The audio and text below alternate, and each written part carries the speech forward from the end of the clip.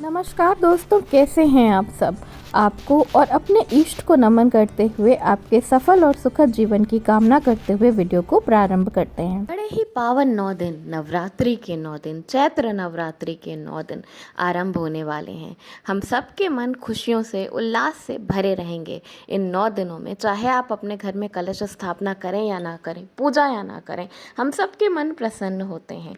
ऐसा क्यों होता है? क्योंकि माता रानी हमारे आसपास होती हैं, हमारे घर में होती हैं। हम पूरे मन से उनके स्वागत की तैयारी करते हैं और वो हमारे घर में पधारती हैं और हमें आशीर्वाद देती हैं। नवरात्रि के 9 दिनों में बहुत सारे ऐसे नियम होते हैं जिनका पालन हमें करना होता है। चाहे हम व्रत पूजा कर रहे हो, चाहे हमने कलश की स्थापना की हो या ना की हो, कुछ नियमों का पालन करने से हमें नवरात्रि का, माता रानी की पूजा का पूर्ण फल मिलता है। कुछ ऐसे सवाल होते हैं जिन्हें नवरात्रि पूजा के दौरान या नवरात्र के दौरान हमारे मन में आते हैं और इनका जवाब जानना बहुत ही ज़रूरी होता है, जिससे कि हमें नवरात्रि पूजा का, जो भी हम पूजा पाठ कलश स्थापना कर रहे हैं, उसका पूर्ण फल मिल सके। तो आइए जानते हैं क्या हैं वो सवाल और क्या हैं उनके जवाब। नवरात्र के दौरान कुछ नियमों का पालन करना अति आवश्यक होता है। शास्त्रों में ऐसा बताया गया है कि अगर आप किसी भी तरह की पूजा पाठ कर रहे हैं, नवरात्र की पूजा कर रहे हैं, अपने घर में कलश स्थापना कर रहे हैं, तो आपको ब्रह्म मुहूर्त में जाग जाना चाहिए। क्या होता है ब्रह्म मुहूर्त? ब्रह्म मुहूर्त वह समय होता है जिस वक्त देवीय शक्तियाँ जागृत होती हैं। उस वक्त अगर आप उठते हैं, पूजा पाठ करते हैं, तो आपकी हर तरह की, हर विशेष तरह की मनोकामना की पूर्ति तो होती ही है, साथ साथ आपके घर में सकारात्मकता आती है। तो कोशिश करना चाहिए कि नवरात्रि के दौरान अगर आप व्रत पूजा पाठ कर रहे हैं, तो आप व्रत पूजा जो भी आपको करना है वो आप ब्रह्म मुहूर्त से प्रारंभ करें। ब्रह्म मुहूर्त इस समय 4 बजे से लेके 5 बजे के लगभग होता है। इस बीच उठकर पूजा पाठ करने से आपकी हर तरह की मनोकामना की पूर्ति होती है। लेकिन अगर आप किसी वजह से ब्रह्म मुहूर्त में नहीं उठ पाते, तो भी आपको सूर्योदय से पूर्व जरूर उठ जाना चाहिए, अगर आप पूजा पाठ कर रहे हैं और किसी विशेष तरह की मनोकामना की पूर्ति चाहते हैं। इसी तरह शास्त्रों में बताया गया है कि अगर आप अपने घर में व्रत पूजा पाठ करते हैं, आप अपने घर में कलश की स्थापना करते हैं, तो आपको हर तरह की नकारात्मकता से दूर रहना चाहिए।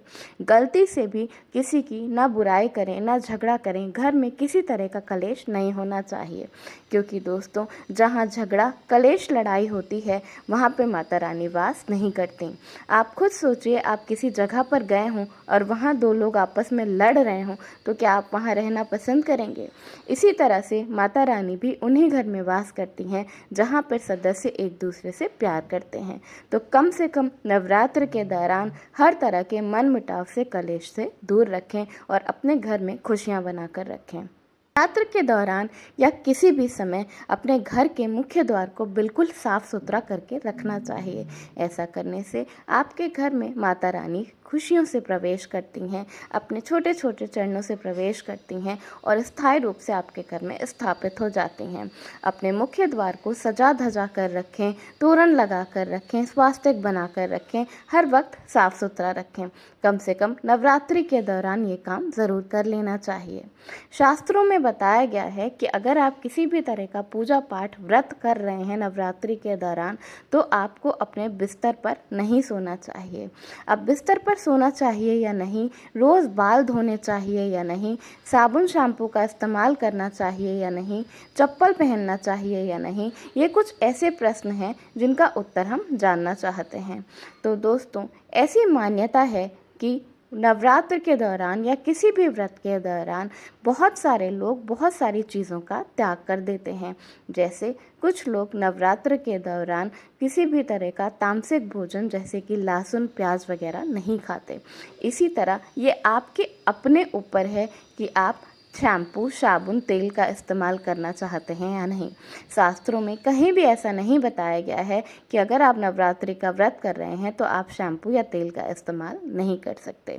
इसी तरह कुछ लोग नवरात्र के दौरान या किसी भी व्रत के दौरान चप्पल नहीं पहनते, तो ये उनकी अपनी इच्छा होती है। शास्त्रों में यह नहीं बताया गया है कि नवरात्र के दौरान चप्पल नहीं पहनना चाहिए। ये शास्त्रों में अवश्य बताया गया है कि नवरात्र के दौरान या किसी भी पूजा के दौरान अगर वो शनिदेव की पूजा नहीं है तो आपको काले, नीले या भूरे रंगों के कपड़े नहीं पहनना चाहिए। नवरात्रि के दौरान कोरे कपड़े पहनना चाहिए, ऐसा शास्त्रों में बताया गया है।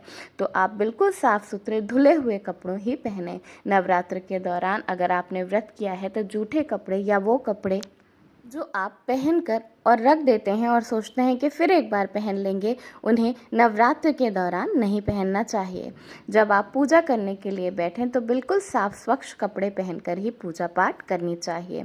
नवरात्र के दौरान जिन महिलाओं को मासिक धर्म हो जाता है उन्हें पूजा पाठ की सामग्री से, व्रत की सामग्री से और जो व्रती हैं उनसे दूरी बनाकर रखनी चाहिए। विष्णु पुराण में ऐसा बताया गया है कि नवरात्र के दौरान अगर आपने व्रत रखा है तो आपको दिन में नहीं सोना चाहिए। ऐसा करने से आपको व्रत का पूर्ण फल नहीं मिलता।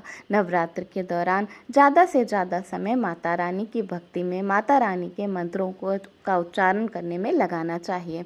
ऐसी मान्यता है कि नवरात्र के 9 दिनों में अगर आप ज़्यादा से ज़्यादा मंत्रों का उच्चारण करते हैं, अपने मनोकामना की पूर्ति के लिए मंत्रों का उच्चारण करते हैं, तो वो मंत्र बहुत जल्दी सिद्ध हो जाते हैं और आपकी हर तरह की मनोकामना की पूर्ति होती है।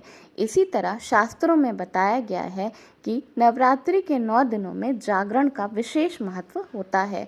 रात्रि जागरण करने से, माता रानी भक्ति, पूजा, भजन, जागरण रात्रि में करने से आपकी हर तरह की विशेष तरह की मनोकामना की पूर्ति होती है। शास्त्रों में बताया गया है कि नवरात्रि के 9 दिनों के दौरान अगर आपने व्रत रखा है तो आपको ब्रह्मचर्य का पालन करना चाहिए। इसके साथ साथ किसी भी तरह का तामसिक भोजन, मांस, मदिरा से दूरी बनाकर रखनी चाहिए। यहाँ तक कि अगर आपने अपने घर में कलश की स्थापना की है तो आपको अपने घर में लहसुन प्याज मिलाया हुआ भोजन भी नहीं बनाना चाहिए।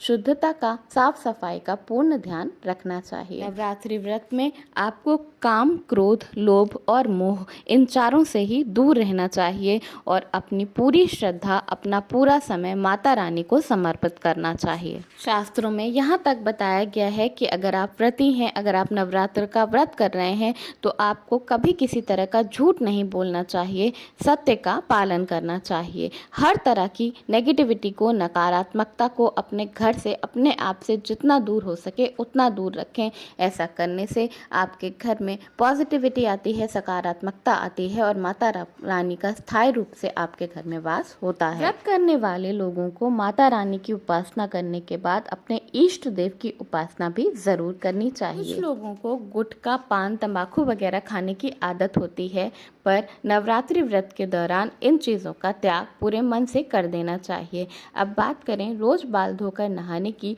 तो जी हाँ, बिल्कुल आप नवरात्रि के दौरान रोज बाल धोकर नहा सकते हैं। इसकी कहीं कोई मनाही नहीं की गई है। इसके साथ साथ नवरात्रि के दौरान कन्याओं को, महिलाओं का किसी भी तरह का अपमान नहीं करना चाहिए। कोशिश करनी चाहिए कि अपने घर की बच्चियों की, अपने घर की महिलाओं की पूरी तरह से इज्जत की जाए। मन धार्मिक कर्मों में लगाना चाहिए। माता रानी के इन 9 दिनों में माता रानी के 9 रूपों की पूजा करने से आपकी हर तरह की मनोकामना की पूर्ति होती है। कुछ बहुत छोटे छोटे नियम जो मैंने आपको बताए हैं उनका पालन करें, शुद्धता का ध्यान रखें, अपने घर में स्वच्छता बनाए रखें, अपने मन में खुशियां बनाए रखें, परिवार वालों के बीच अच्छे संबंध हो। माता रानी की कृपा आप पे सदैव के लिए रहेगी। वीडियो पसंद आया हो तो लाइक ज़रूर करिएगा। चैनल पर नए हैं तो चैनल को सब्सक्राइब कर लीजिएगा। धन्यवाद। राधे राधे।